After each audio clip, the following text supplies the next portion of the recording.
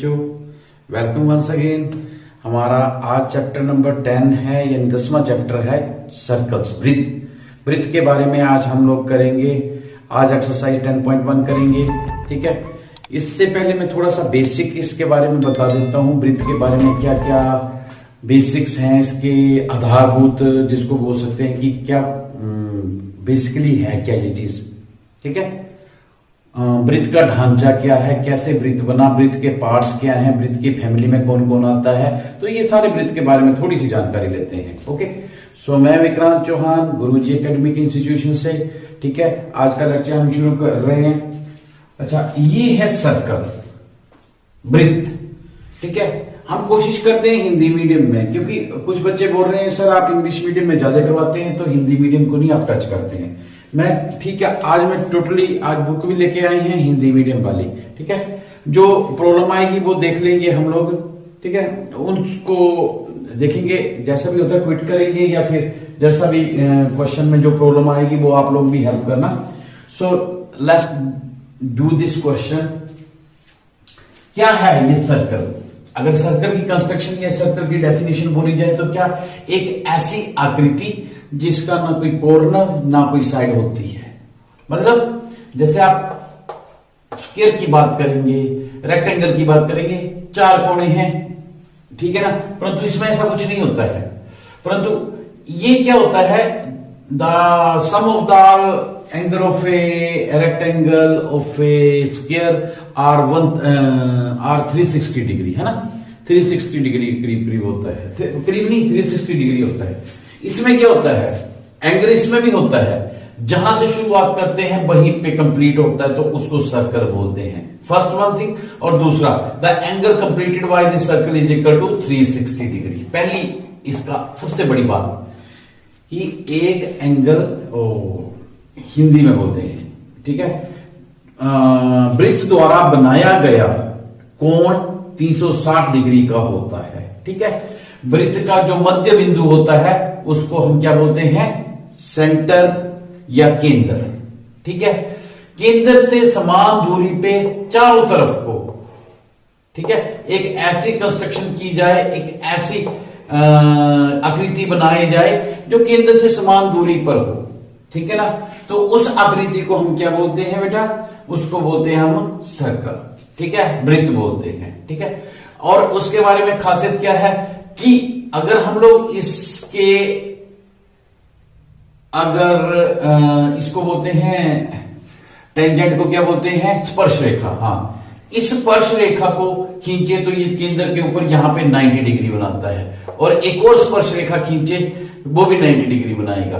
परंतु अगर हम लोग इस केंद्र से मिला देते हैं तो ये कोण कहीं ना कहीं इसके, ये 9th में आप लोगों ने पढ़ा हुआ है, परंतु चलो ठीक है, हाउस 9th कैसी गई आपकी, ठीक है। परंतु मेरा मेन था कि मैं 10th में भी आपको सर्कल के बारे में बता दूं। ओके, सो नेक्स्ट आगे चलते हैं स्पर्श रेखा के बारे में। स्पर्श रेखा का मतलब है वृत्त की हजारों स्पर्श रेखाएं होती हैं। ये देखो, एक एक पॉइंट पे कई स्पर्श रेखाएं, हजारों क्या, हजारों से भी ज्यादा हो सकती हैं। देखो ना, इस पॉइंट पे ऊपर एक स्पर्श रेखा, इस पॉइंट के ऊपर एक स्पर्श रेखा, इस पॉइंट के ऊपर, यानी हर एक पॉइंट जितने आप लोड कर सकते हो, हर एक पॉइंट के ऊपर एक स्पर्श रेखा होती है जिसको टेंजेंट बोलते हैं इंग्लिश में, ठीक है। नंबर 1 हो गया इसका। दूसरा क्या है, जो इसके इंटरनल पार्ट में आता है दैट इज नोन एज केंद्र, और इसके जो अंदर होता है उस सारे को बोलते हैं इंटीरियर ऑफ द सर्कल, यानी ये होती है परिधि जिसको सर्कमफेरेंस बोलते हैं, ये घेरा, इसको बोलते हैं हम सर्कमफेरेंस। तो इस परिधि के अंदर में जो भी चीज आपको दिखती है दैट इज द इंटीरियर। जैसे परिवार में क्या होता है, एक मकान के अंदर जो चीज आपको दिखती है दैट इज नोन एज, ठीक है ना, वो उस मकान के पार्ट्स होते हैं, ठीक है ना। उसका अगर हम लोग अंदर की बात करें तो कमरे होते हैं, ठीक है, ड्राइंग रूम होते हैं, तो वो इंटीरियर्स में आते हैं। तो इसका इंटीरियर डिजाइन करेंगे तो क्या बनेगा आपके पास, ये इसके बाउंड्री से अंदर, और जो बाउंड्री पे है उसको हम बोलते हैं ऑन द सर्किट, ठीक है ना, वृत्त के ऊपर। और एक चीज और होती है, इसके बाहर की तरफ जो भी पॉइंट होता है वो बोलते हैं आउट, एक्सटीरियर। या आउटसाइड द सर्कल, ठीक है ना। अंत वृत्त के ऊपर, बाह्य, ये इसके आगे। उसके बाद क्या होती है, मेन तो मैंने ये यहां पे बता दिया, जो बड़ी से बड़ी इसकी छेदक रेखा, ठीक है ना, ये मैंने आज ही सीखा, छेदक, दैट इज नोन एज, जिसको हम लोग बोलते हैं जीवा बोलते हैं, ठीक है ना। तो बोले जो बड़ी से बड़ी होती है वो उसका डायामीटर होता है, ये बड़ी से बड़ी। परंतु एक्चुअल में अगर इसके साइड में देखा जाए तो ठीक है ना, इसको क्या बोल सकते हैं हम लोग, हिंदी में बोलते हैं जीवा एक ऐसी रेखा होती है जो केंद्र से ना गुजरे, परंतु जो केंद्र से गुजर जाती है उसको हम लोग डायामीटर बोलते हैं, ठीक है ना।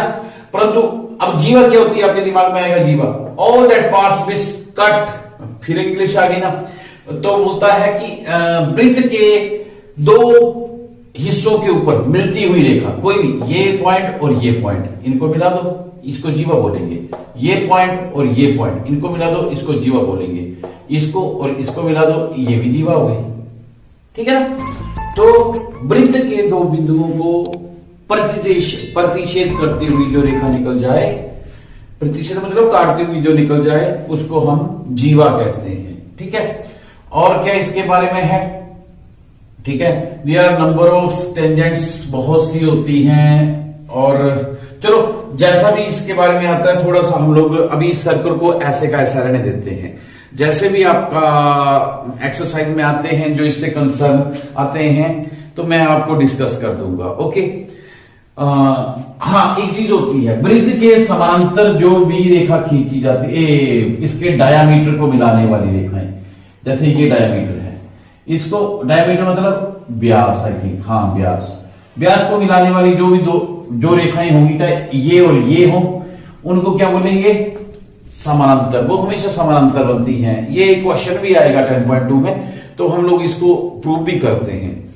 एनी हो, जैसा भी हम लोग एक्सरसाइज शुरू कर रहे हैं आज 10.1, ठीक है। ये आपके लिए 2 लेक्चर में नहीं ले जाने का है, या अलग अलग क्वेश्चन करने का नहीं है, ऑब्जेक्टिव टाइप क्वेश्चन है। टोटल ये लेक्चर आई थिंक 20 मिनट से अंदर हो सकता है, ठीक है।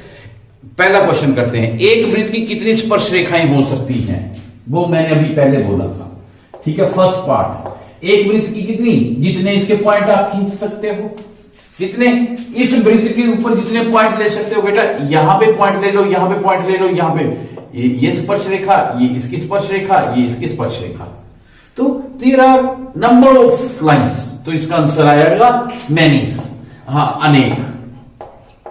एक वृत्त के ऊपर अनेक स्पर्श रेखाएं खींची जा सकती है। मैंने आपको भी एग्जांपल बता दिया, जितने आप पॉइंट ले सकते हो सर्कल के ऊपर, उसको टच, स्पर्श रेखा क्या होती है, वृत्त को स्पर्श करती हुई जाए। अगला क्वेश्चन है, ये फिलिंग द ब्लैंक्स है, किसी वृत्त की स्पर्श रेखा उसे बिंदुओं को प्रतिच्छेद करती है, ठीक है ना।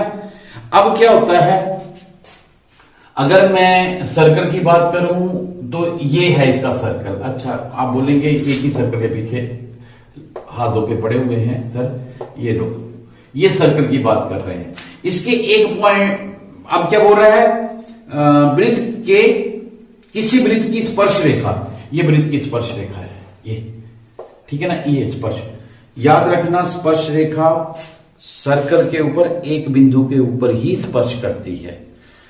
2 स्पर्श रेखाएं 2 बिंदुओं पे, 3 स्पर्श रेखाएं 3 बिंदुओं पे, स्पर्श मतलब टच करती हुई गई, ठीक है ना। जैसे फॉर एग्जांपल मैं आपको देख रहा हूं ना, मेरे से टच करती हुई एक फ्लाइट जाती है, ये, ठीक है ना, चली गई, तो ये एक पॉइंट को यहां पे टच किया, ऐसा नहीं कि ये यहां पे भी टच करेगी, फिर यहां पे भी टच करेगी, यहां पे भी टच करेगी, दैट, ठीक है, उसको स्पर्श रेखा नहीं बोलते। वो एकदम टच करती हुई निकल गई, एकदम टच करती हुई निकल गई, तो उसको हम स्पर्श रेखा बोलते हैं। दैट इज नोन एज, बोटा किसी वृत्त की स्पर्श रेखा उसे बिंदुओं पर प्रतिच्छेद करती है। आंसर इज क्वेश्चन नंबर 2 का फर्स्ट फिलिंग द ब्लैंक्स। कितनी, किसी वृत्त की स्पर्श रेखा उसे एक बिंदु पर ही टच करती है, इसलिए तो उसका नाम स्पर्श रेखा है। 2 बिंदुओं पर करेगी तो उसको हम लोग, अभी मैंने थोड़ी देर पहले बोला, छेदक बोलते हैं, ठीक है ना। वृत्त की 2 बिंदुओं पर प्रतिच्छेद करने वाली को आ गया आपके पास, वृत्त के 2 बिंदु, ये बिंदु, इनको प्रतिच्छेद करती हुई जो निकल गई, इसको हम लोग इतनी को हम लोग जीवा कहते हैं। ठीक है, जीवा। सेकंड पार्ट जीवा। थर्ड पार्ट, अब तीसरा पार्ट क्या है इसका, वृत्त तथा उसके स्पर्श रेखा के उभयनिष्ठ बिंदु को कहते हैं। ठीक है ना, नहीं इससे पहले भी ये कहा है, एक वृत्त की समानांतर स्पर्श रेखाएं हो सकती हैं।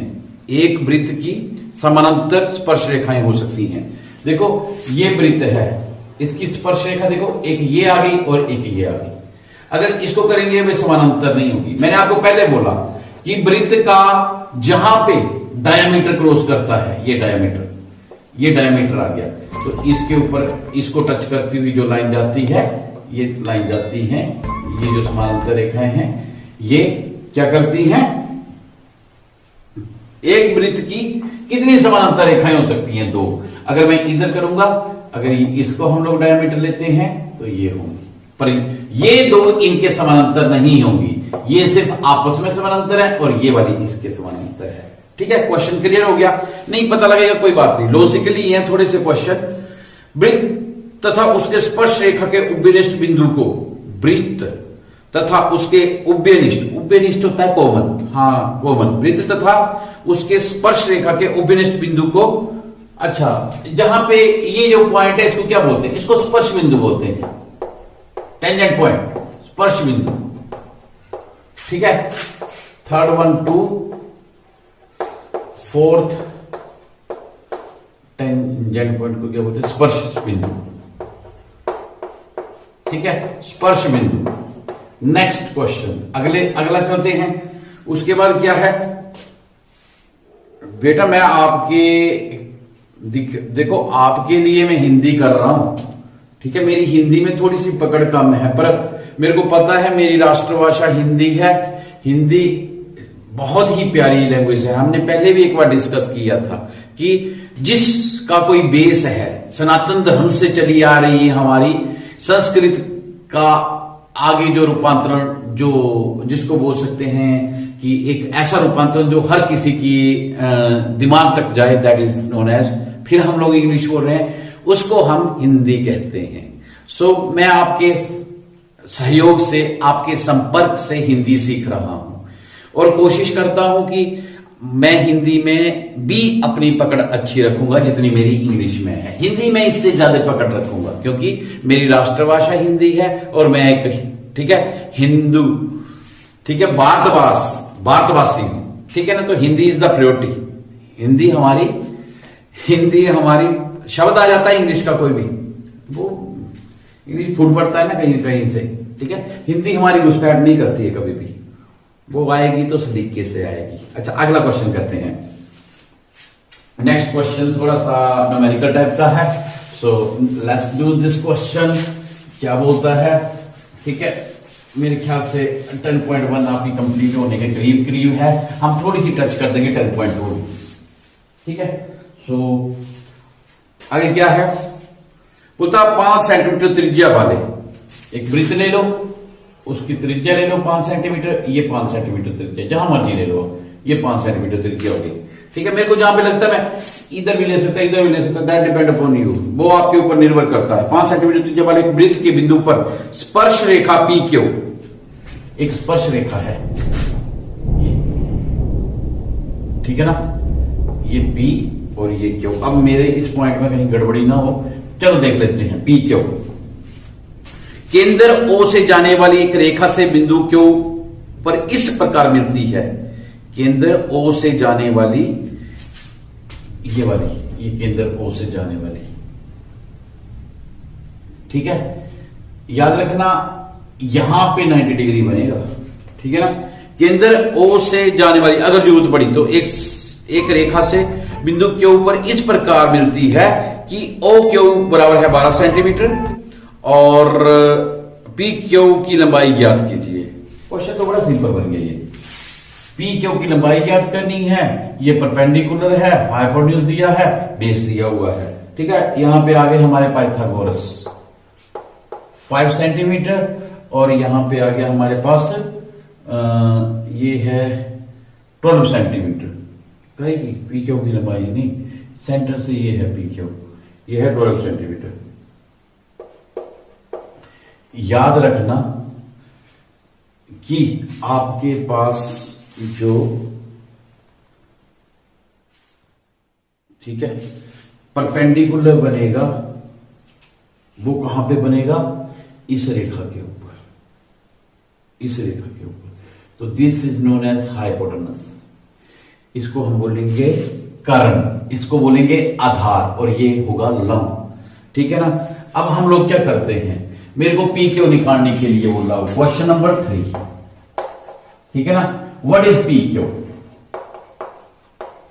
पाइथागोरस प्रमेय के अनुसार हम जानते हैं, ऐसा भी लिख सकते हैं, हम जानते हैं पाइथागोरस प्रमेय, उसके अनुसार क्या होता है, ठीक है। अभी क्या आएगा, हाइपोटेनस यानी, अच्छा इसका नाम नहीं लिखा मैंने, ओ क्यू का स्क्वायर यानी कर्ण का वर्ग बराबर है, ये कर्ण है बेटा, ये याद रखना, क्योंकि ये परपेंडिकुलर हमेशा टेंजेंट के ऊपर बनती है। और ओपी का स्क्वायर प्लस पी क्यू का स्क्वायर। आपके पास जब भी ऐसे आता है ना, ओ क्यू दिया हुआ, तो कर्ण को यहां पे मत रखो, कर्ण को यहां पे रखो, आप लोग कंफ्यूज होते हो। वही बात आ जाती है, ओ क्यू का स्क्वायर बराबर है ओ क्यू का स्क्वायर। मतलब समझ आ गई बात आपको कि नहीं? मेरा कहने का मतलब ये है कि जब आपके पास कर्ण दिया गया हो, यहां पे कर्ण दिया है, आधार दिया है, या लंब भी दिया हो, कर्ण और लंब दिया हुआ है, तो कर्ण को हमेशा राइट हैंड साइड पे रखो। क्यों? क्योंकि आपकी कैलकुलेशन में ये अच्छा हो जाता है। ओपी स्क्वायर, ओपी कितना बेटा 5, वैल्यू पुट कर देते हैं। पी क्यू तो मेरे को निकालना है, तो रहने दो इसको ऐसे का ऐसे, ठीक है ना। ओ क्यू आपको कितना दिया है 12 सेंटीमीटर, स्क्वायर कर दो इसका, 5 का स्क्वायर 25 होता है, पी क्यू का स्क्वायर पी क्यू स्क्वायर ही लिख दिया मैंने फिलहाल, और 12 का square is equal to 144। What is P Q square? ये आ गया 144 माइनस 25, यहां पे माइनस करेंगे, 14 में से 5 गया 9, 3 रह गया, 3 में से 2 गया 1, और 1 का 1, ये आ गया P Q square is equal to 119। And what is P Q? Square को इधर लेके जाएंगे, स्क्वायर रूट हो जाएगा, उल्टा हो जाता है, मैंने आपको पहले बताया। वो इक्वल टू से दूसरी साइड जाके प्लस की माइनस होते, माइनस की प्लस हो जाती है, गुणा की भाग हो जाती है, भाग की गुणा हो जाती है, स्क्वायर का स्क्वायर रूट बन जाता है, स्क्वायर रूट का स्क्वायर बन जाता है, ठीक है ना। तो this is the question number 3। इसमें ऑप्शन देख लो आप, कौन सी ऑप्शन है इसमें, ऑप्शन दी हुई है आपके पास, तो that is A D option. Okay, so this is question. अब आगे क्या है, एक वृत्त खींचिए और एक दी गई रेखा के समानांतर 2 ऐसी रेखाएं खींचिए कि उनमें से एक स्पर्श रेखा हो तो दूसरी छेदक रेखा हो, ठीक है। कोई भी एक वृत्त खींचिए, एक दी गई रेखा के समानांतर। ओके, कोई बात नहीं, ये क्वेश्चन सिंपल है, अगर आप मिटाना चाहते हो तो मिटा के करो इसको, ठीक है। Confusion now question. Okay, so last question होगा शायद आज की एक्सरसाइज का, पर हम करेंगे एक आधा क्वेश्चन और भी कर लेंगे, ठीक है। ये आपके पास वृत्त दिया हुआ है, ठीक है। वैसे पेन से हमारा वृत्त बहुत बढ़िया बनता है, थोड़ा सा यहाँ पे दिक्कत आ रही है। ये कोई लाइन दे दी हुई है, अच्छा, दी हुई रेखा के समानांतर, अच्छा इसके समानांतर, ये ऐसे कर लेते हैं, ये रेखा दी हुई है, इसके समानांतर एक स्पर्श रेखा। अब जितनी ये है ना, इसके समानांतर ये स्पर्श रेखा आ गई, क्लियर हो गया। इसको एक बिंदु के ऊपर टच करती हुई, और एक छेदक रेखा खींचो, ये छेदक रेखा आ गई। छेदक मतलब, ठीक है, उसको कट करती हुई, ठीक है। और that is your exercise 10.1 complete. Exercise 10.1 complete, पूर्ण हुई, ठीक है। उम्मीद करता हूं कि आपको अच्छे से समझ आ गई होगी, ठीक है। बेसिक कंसेप्ट थे, कोशिश करना, जहां पे नहीं पता लगेगा कमेंट बॉक्स में डालना, ठीक है। आपका जो भी प्रॉब्लम हुआ करे, तो आप डाउट हुआ करे, या किसी क्वेश्चन में आपको संदेह हुआ करे कि नहीं ये ऐसा है, इसको और बढ़िया तरीके से कैसे कर सकते हैं, तो कृपया करके आप कमेंट बॉक्स या मेरे व्हाट्सएप नंबर पे कमेंट जरूर किया करो या व्हाट्सएप पे भेज दिया करो कि सर इसका कोई अल्टरनेट बताओ, हमें अच्छे से नहीं समझ आ रहा। I will try to my best, मैं अपनी तरफ से पूरी कोशिश करूंगा। क्यों? क्योंकि मैं चाहता हूं कि मेरे बच्चे मेरिट में, ठीक है, 100% नंबर लेके आए। ठीक है, मैथ एक ऐसा सब्जेक्ट है जिसमें 100% आ सकते हैं। क्या आप लोगे? बस एक बार स्टार्ट कर दो आप प्रॉपर तरीके से। ओके, सो ये आपके लिए काम होगा, लाइक शेयर एंड सब्सक्राइब, जो मेरे को मोटिवेट करेगा। ओके, सो मिलते हैं ब्रेक के बाद।